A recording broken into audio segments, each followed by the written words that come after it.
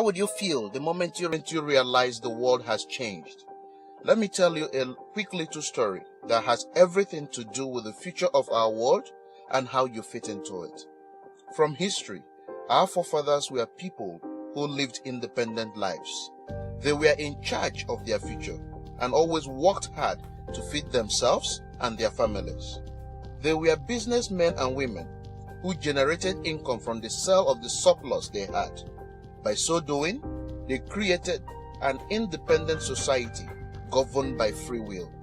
But with mechanization and industrialization, so many of these independent people abandoned their core values and quickly grabbed this new approach to life. By so doing also, they lost their freedom, their free will, and their independence. But in 1917, the world faced a huge problem. Nations were working hard to compete in this industrialized economy, and there was a shortage. Not a shortage of oil or coal or other natural resources. It was a shortage of people, specifically obedient factory workers. The solution to this economic dilemma was an experiment of sorts. It hadn't been done before until someone thought of it: mandatory public schools. Unfortunately, the initial purpose of the public school system was not to inspire children or generate scholars, and it wasn't created for dreamers, people who color outside the lines, break the rules, and challenge the status quo.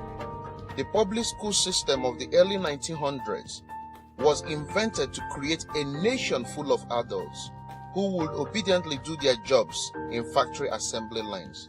Teaching children to sit in straight rows and scheduling the entire day with the ringing of bells wasn't by chance. Punishing those who didn't conform was very purposeful. These were the skills they will need to join the labor force. Intentionally or not, this method of turning dreamers into workers was an investment in the nation's economic future, and it worked. This then led to several generations of productive, fully employed workers. But that isn't working anymore. Why? Our economy has changed. We don't live in an industrialized economy anymore. We live in a connected economy. Right now, there are more users on Facebook than there were people on the planet 200 years ago.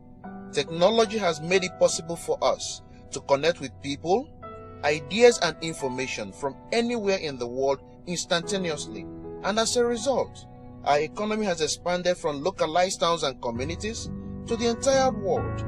We have globalized trade in nearly every way.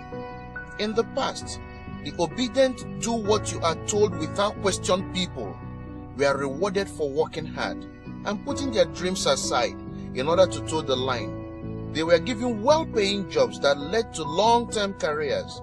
They were guaranteed pensions and benefits, and the promise that they would always be taken care of. And they were.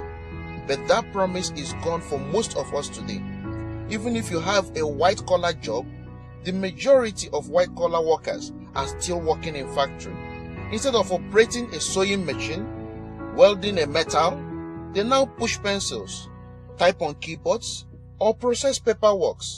It's still factory work because the entire focus of the day is spent on increasing productivity, which leaves little room or no room at all for creativity, spontaneity, or individuality.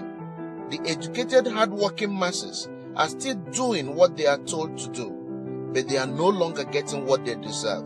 Even if you do everything you are told to do today, graduate from high school, go to university, get a degree, work hard, and get whatever job you can find. If you are lucky enough to find one, you are not guaranteed anything. Companies are being forced to change with the changing economy or die right now. Layoffs happen more often than opening jobs appear. If you have a job where your boss tells you exactly what you have to do, he or she would always find someone cheaper than you to do it. Did you know that the average life of job now is 4.5 years? Contrast that to the 1960s when it was 40 years. The connected economy rewards a different group of people. It rewards the people who see things differently, who don't conform, people who have ideas that no one else has, people who are willing to work hard but also know that the old way of doing things is broken. The connected economy rewards you not for being a worker, but for standing up and reaching out. The connected economy rewards the connectors. Whether it is connecting a person to a person, a business to a business to a product, or a product to a person, those who learn how to connect are the ones who will survive and excel in the connected economy. That is how the world has changed. It is not about to change. It already has. Things are done differently now, and they are not going back to where they used to be. Look at Facebook. What's their product? It's you.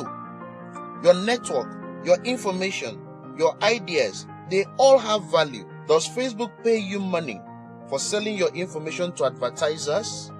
No, but we still use it because we have an innate desire to connect with people.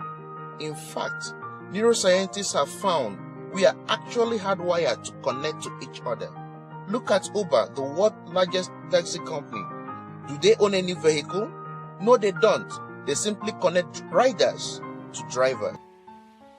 Now you have known the economy has shifted from industrialized economy to a connected economy.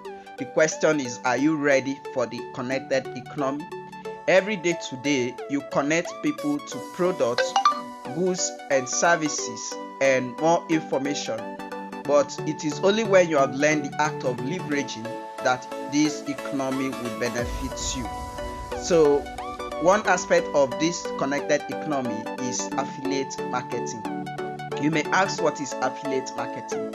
Affiliate marketing is the practice of selling other people's information, products, goods or services without having to create a product of your own. Now that you have known this, if you are interested to join the connected economy, leave a comment in the comment section and I will get back to you.